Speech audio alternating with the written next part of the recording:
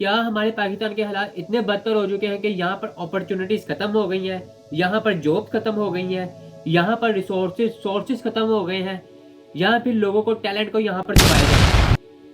हमारे पाकिस्तान के हालात इतने बदतर हो चुके हैं कि लोग यहाँ बाहर लीगल तौर पर जाने के बजाय इलीगल रास्ता इख्तियार कर रहे हैं कि हम सिर्फ बाहर पहुंच जाए। दोस्तों, आज मैं आपके साथ बात करने जा रहा हूं कि डंकी किसे कहते हैं और लोग डंकी क्यों लगाते हैं। Reality of dunki and process of dunki. Dunki donkey से निकला है, लेकिन लोग इसके लिए डंकी अल्फाज ही यूज करते हैं। दोस्तों, बेशुमार लोग हर साल बाहर यूरोप जाने की कोशिश करते हैं। एक रास्ता तो कानूनी होता है और एक रास्ता गैर कानूनी होता है। मैं भी आपको यही रिकमेंड करूंगा कि आप कानूनी रास्ता इख्तियार करें, अपने डॉक्यूमेंट जमा करवा कर अपना वीजा लगवाएं। और एक रास्ता गैर कानूनी होता है कि जो आपको डॉक्यूमेंट्स की जरूरत नहीं पड़ती, आपको बॉर्डर्स के जरिए पास करवाया जाता है। ये रास्ता गैर कानूनी होता है। ये रास्ता इतना खतरनाक होता है कि आपकी जान भी जा सकती है। ये रास्ता इतना खतरनाक होता है कि आपको कई कई महीने लग जाते हैं उस मुल्क में पहुंचने के लिए। दोस्तों, डंकी के थ्रू यूरोप जाने का सफर पाकिस्तान से ईरान, ईरान से तुर्की, तुर्की से यूनान और यूनान से इटली है। इस तरह से जाने वाले लड़के पाकिस्तान के एजेंट से रास्ता करते हैं। ये एजेंट इनसे लाखों रुपए चार्ज करते हैं। ये एजेंट्स आपसे 2, 4, 5 लाख रुपया नहीं लेंगे। ये एजेंट 40 से 50 लाख रुपया, 50 से 60 लाख रुपए आपसे लेते हैं और फिर भी आपको कंफर्म नहीं होता कि आप वहां पहुंच सकेंगे या नहीं। लेकिन कुछ बेवकूफ कॉमन सेंस जिनके अंदर नहीं है, माइंड ही नहीं है, वो लोग पैसा अपना दांव पर लगा देते हैं बाहर जाने के नशे में। अपना टाइम भी जाया करते हैं, अपना फैमिली का पैसा भी जाया करते हैं और अपनी जान भी जाया करते हैं। गैर कानूनी रास्ता इख्तियार करने के लिए इन सब लड़कों को सबसे पहले कोयटा भेजा जाता है। इन सब लड़कों को सबसे पहले बॉर्डर क्रॉस कराया जाता है, जिसे ताफ्तान बॉर्डर कहते हैं। ये रास्ता बहुत दुश्वार होता है। जब इन लड़कों को डाले में बिठाया जाता है तो कुछ लड़के इतने नाहमवार सड़क होती है, सड़क होती ही नहीं है, रेगिस्तानी इलाका, खड्डे, रेत होती है। कुछ लड़के नीचे गिरने की वजह से जख्मी भी हो जाते हैं। फिर वो रात अपनी खुले आसमान के नीचे गुजारते हैं, चाहे धूप हो, चाहे बारिश हो, चाहे तूफान हो, उनको रात वही गुजारनी होती है। अगले दिन इन सब से लड़कों को एक ऊंचे पहाड़ पर चलना होता है, जिससे वो ईरान में दाखिल हो जाते हैं। लेकिन उस पहाड़ पर चढ़ना इंतहाई खतरनाक, इंतहाई जानलेवा साबित हो सकता है। उस पहाड़ पर चलना इतना मुश्किल है कि लोग अपनी जान दांव पे लगा देते हैं। वो रास्ता इतना खतरनाक है कि लोग वहां पर लोगों की हड्डियां मौजूद होती है कि कई लोग वहां बेहोश हो जाते हैं चढ़ते चढ़ते। कई लोग चढ़ते चढ़ते नीचे जमीन पर गिर जाते हैं। कई लोग वहीं बैठ जाते हैं और बेहोश हो जाते हैं। कई लोगों को ना खाना पीना भी असर नहीं होता, लोग बेहोशी की वजह से वही गल थर कर मर जाते हैं, जिस वजह से लोग बेहोश होकर मर जाते हैं। ये रास्ता इंतहाई दुश्वार, ऊंचाई लाहमवार होता है। पहाड़ से उतरकर ये लोग ईरान में दाखिल हो जाते हैं। एक तरफ ईरानी फोर्स का डर और दूसरी तरफ भूख प्यास की शिद्दत। जाहिर सी बात है, जब आप किसी मुल्क में दाखिल हो रहे हैं गैर कानूनी तरीके से, तो आपको अपने ऊपर डर तो होगा, पुलिस का डर तो होगा कि हमें पुलिस पकड़ ना ले, और दूसरी तरफ भूख प्यास की शिद्दत। वो जंगल जब ईरान में दाखिल हो जाते हैं तो उनको एजेंट्स के थ्रू उनको गाड़ी में बिठाया जाता है और कुछ लोगों को डिक्की में बिठाया जाता है। लोगों की हालत मरने वाली हुई होती है, लोग बेहोशी की हालत में होते हैं, लेकिन वो अपना सफ़र तय रखते हैं। फिर उसके बाद उनको 5 घंटे का सफ़र और तय करना होता है। वो उनको फिर तेहरान के शहर पहुंचा दिया जाता है। तेहरान शहर के जरिए उसके बाद उनको तुर्की का बॉर्डर पास करवाया जाता है। तुर्की के बाद इटली पहुंचने के लिए उनको एक जंगली रास्ता या समुद्री रास्ता इख्तियार करना होता है। ये रास्ता इतना खतरनाक होता है कि लोग यहाँ पर जाते जाते ही मर जाते हैं। जंगली रास्ता लोग इसलिए इख्तियार नहीं करते क्योंकि वहाँ 24 घंटे तुर्की फोर्स अलर्ट रहती है, तुर्की फोर्स वहाँ पर मौजूद होती है। लोग इस वजह से समुद्री रास्ता इख्तियार करते हैं, लेकिन समुद्री रास्ता इख्तियार करने की वजह से कई दफ़ा समुद्री लहरें आती हैं, कई दफ़ा तूफान आता है, लोगों की कश्ती डूब जाती है और लोग वहीं पर मर जाते हैं। लोगों का पैसा भी बर्बाद होता है, लोगों की फैमिली भी बर्बाद होती है, तो लोग अपनी जान भी दे बैठ। दोस्तों, आप बाहर जाना बुरी बात नहीं है।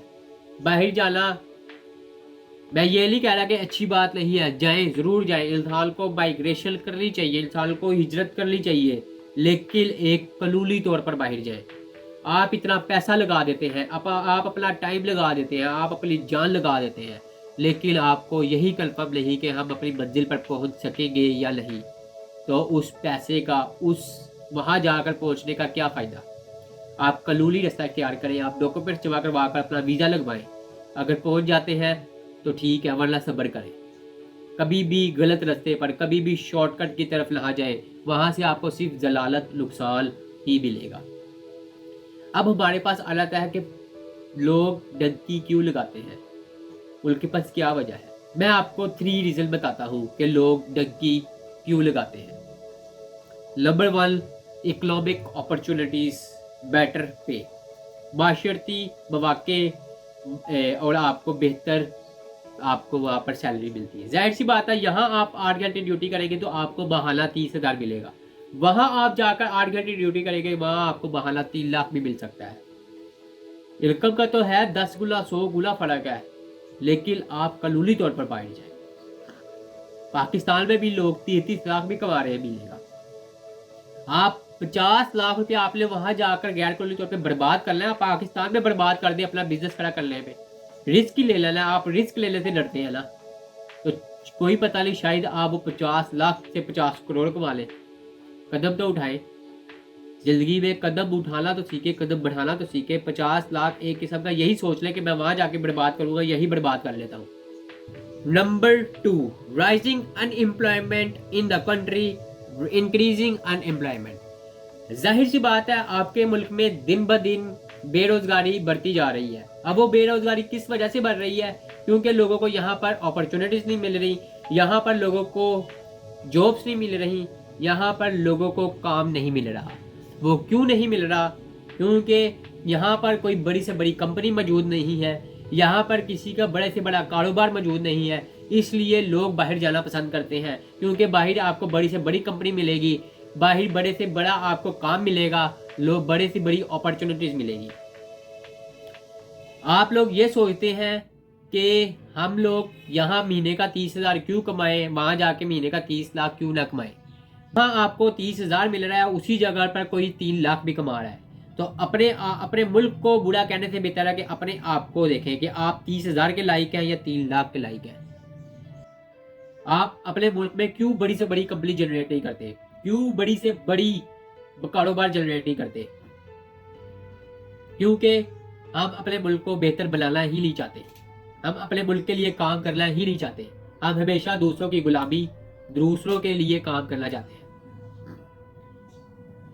नंबर 3 है जी, don't feel safe in their country. अपने मुल्क को, अपने मुल्क में अपने आप को सिक्योर नहीं समझते।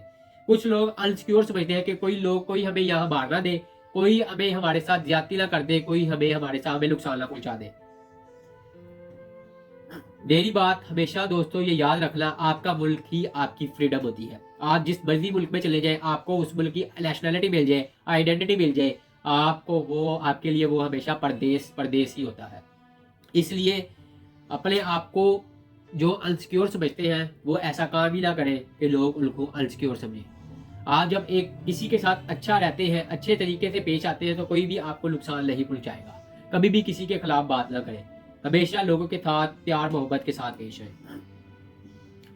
तो मेरा ये वीडियो बनाने का मकसद अपने नौजवान नस्ल को आगाह करना था कि लोग डंकी लगाकर जो बाहर जाते हैं गैर कानूनी तौर पर, वो अपना पैसा क्यों बर्बाद करते हैं। 50-60 लाख रुपए, वो 50-60 लाख रुपए अपने मुल्क में जाया कर दे कारोबार करके, शायद वो 50 लाख से 50 करोड़ कमा ले।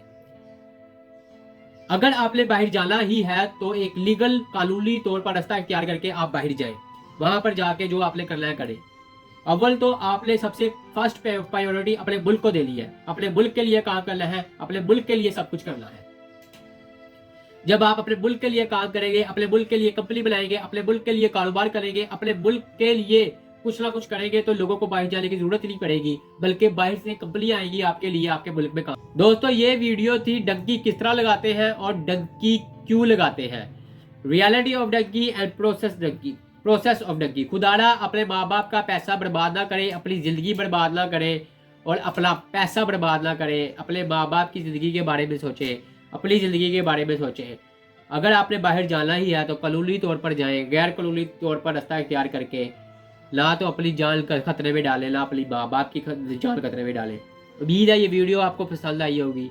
ऐसी ही इन्फॉर्मेटिव बिजनेस आइडियाज़ वीडियोस देखने के लिए मेरे चैनल उमर अंसारी को सब्सक्राइब करें। फेसबुक व्यूवर्स मेरे चैनल को फॉलो करें। अपना ख्याल रखें।